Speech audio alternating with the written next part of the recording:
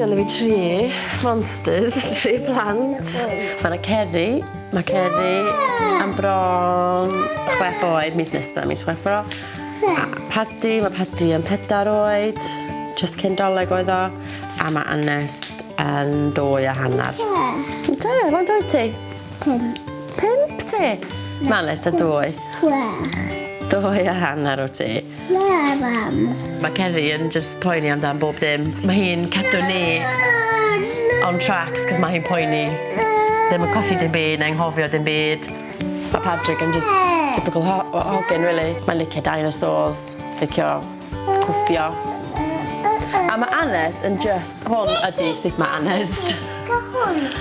Dyna sydd wyt ti, really, Mrs. Mae'n anodd i deud lle dwi'n dod o, chos dwi'n yn dod o'n... Mae pawb yn dod o Iwerddon, Cymru, Scotland, dwi'n dod o bob man, really. O dad yn y Air Force, so nes i symud abroad lot, ag mae mam yn dod o Lladwrog, lawr y lôn o Gaernarfon. 2003 nes i prodi, a nes i symud i New Zealand am 3 mlynedd. A then o'n i'n disgwyl efo Ceri, yr un hynna, a wnaethon ni symud yn ôl. Ac o'n i'n meddwl, do'n i ddim yn siŵr lle i symud i, a o'n i'n meddwl, na ni jyst symud i Gymru. I fi, do'n i'n bosib i byw yn Gymru heb siarad Cymraeg, a do'n i ddim yn gallu dychmygu byw yma efo'r plant fi yn siarad llais gwahanol, so o'n i'n meddwl, rhaid i mi dysgu. A hefyd, dwi'n licio, os mae yna 10 pobl yn y stafell a mae dyn sy'n siarad Saesneg, do'n i ddim isio fi i bod y person i wneud nhw i gyd siarad Saesneg.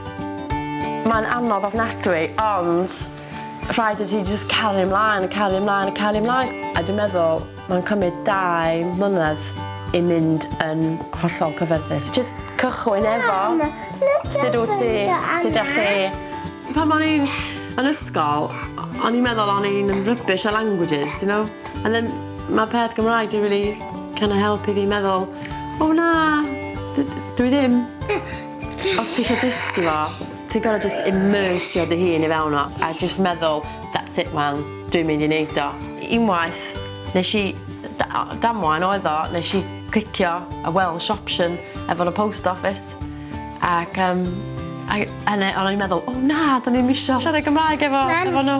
Ac oedd o'n iawn, a nes i wneud o, ac ar ôl y sgwrs, o'n i'n meddwl, o waw, dwi'n Gymraeg gwan.